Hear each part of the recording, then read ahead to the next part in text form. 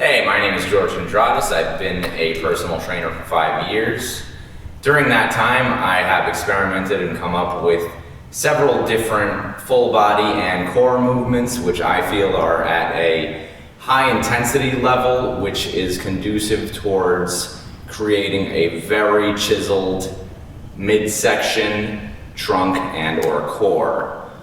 Take precaution while doing these. They are very difficult and you should be well prepared and feel confident in doing them. Thank you. Hey guys, it's George. I want to go over one of my exercises right now. It is a single leg deadlift with a unilateral kettlebell hold. This exercise is really going to emphasize obliques and lower back muscles that are typically neglected in gyms. So going over the move, you're going to grab a kettlebell, which is going to be quite challenging for you to stabilize, and that's one emphasis that needs to be placed upon exercises. Intensity level needs to be adequate for you to get results out of the movement. So, grabbing the kettlebell with the opposite leg, you will be stepping onto a balance platform. The knee is going to be raised, the back should be fully contracted, and the chest out. Now we begin the deadlift.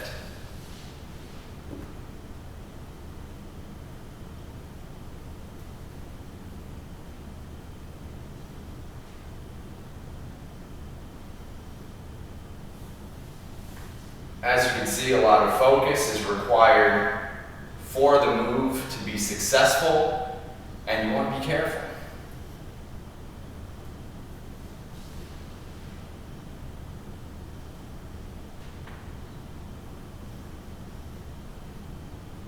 Full contraction of the glutes and hamstring, and as you can see, the entire back is being contracted at the bottom portion of the move. Not that it's ever relaxed. Once again, shoulders back and chest out at the top portion of the move. Now, as you can see, this exercise is really going to require a huge intensity level on all the muscle groups that go along the back and the abdomen. And that's why this movement is very efficient, and it's really going to get your goals a lot faster. Thank you.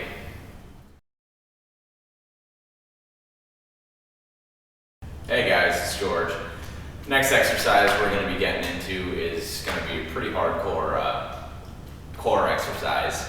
And we're going to take a traditional plank and give it a little twist. We got a kettlebell here, which we're going to be doing a single arm row along with the plank. So now you want to get 2 dumbbells with a flat surface.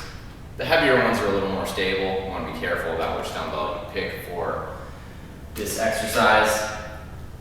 Get into your plank position, keeping your butt down and your chest out. Now we're going to start with the easier version, or maybe the less hard version, to be more specific.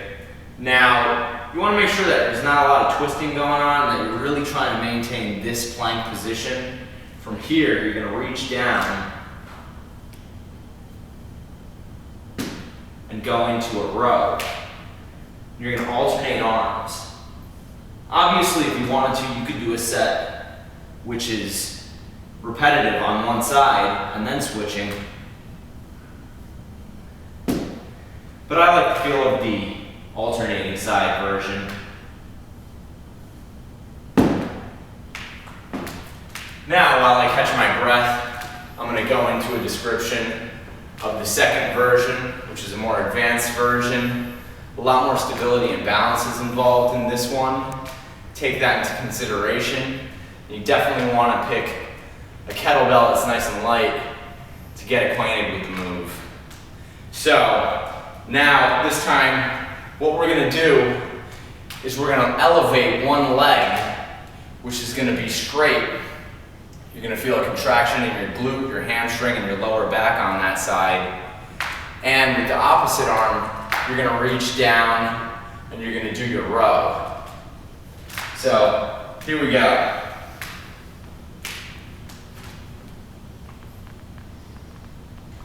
Opposite arm, row. Switching.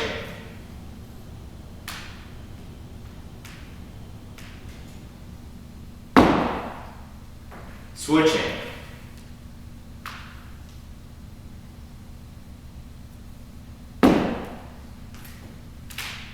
Last one.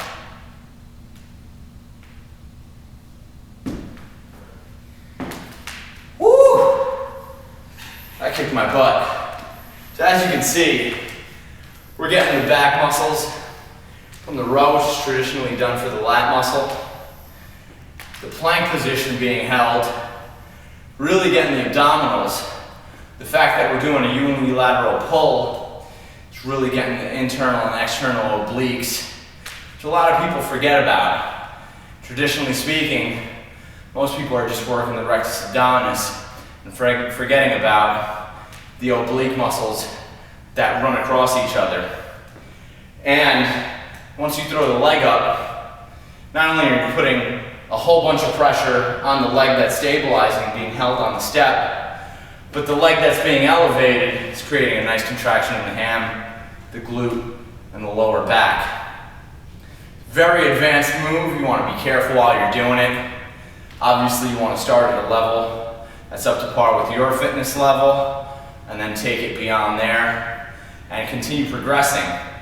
Remember, if you continue to progress with your exercise complexity and intensity, then your physique has to continue to move forward as well. Thanks a lot. Hope you enjoyed that exercise.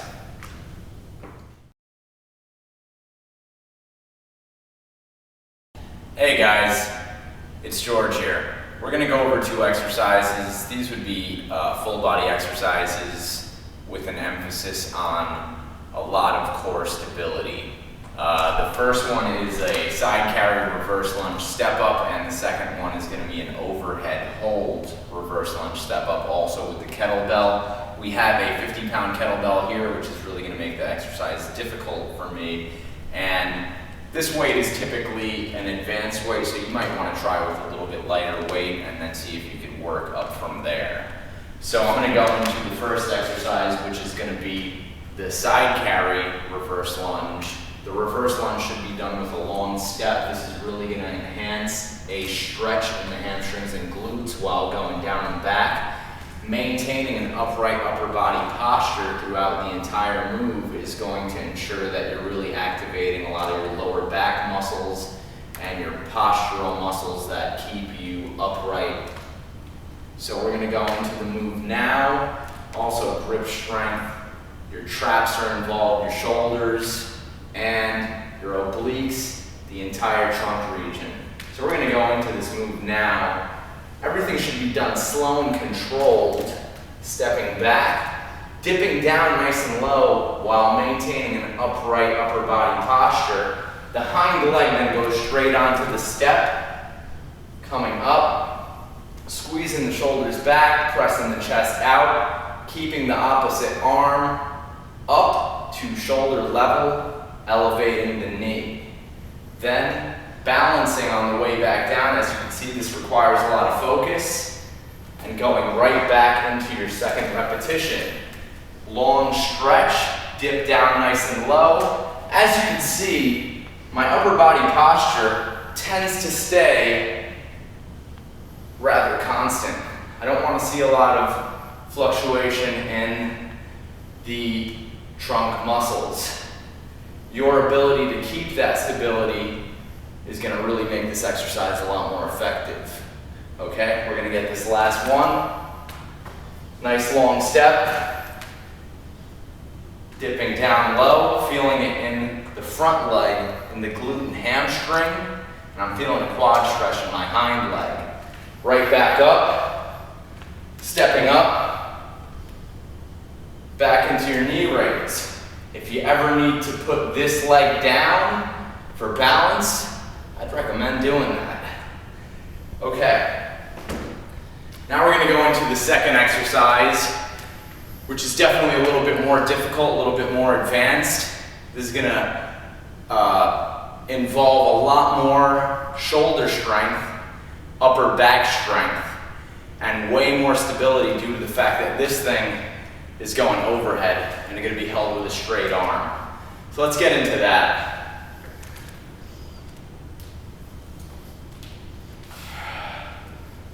So, holding with a straight arm, now we're going to do the exact same move and try not to fall off of this step.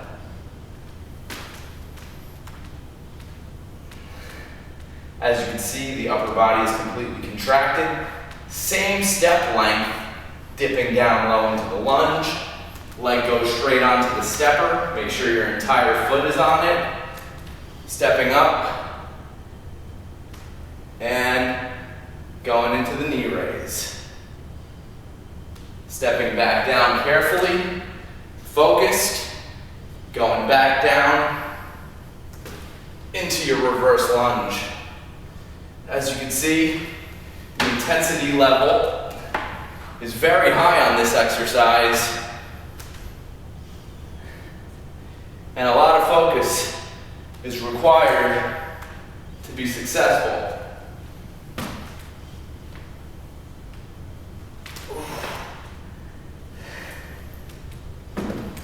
Now that beats crunches, let me tell you. This way you get a nice cardiovascular effect on the body due to the fact that there's very little rest. You have no dormant muscle group due to the fact that it all needs to be contracted to maintain an upright and stabilized body position. And in my opinion, this is the way you really develop strong core. These exercises are definitely up to par with the level of intensity that's required for you to get great results from.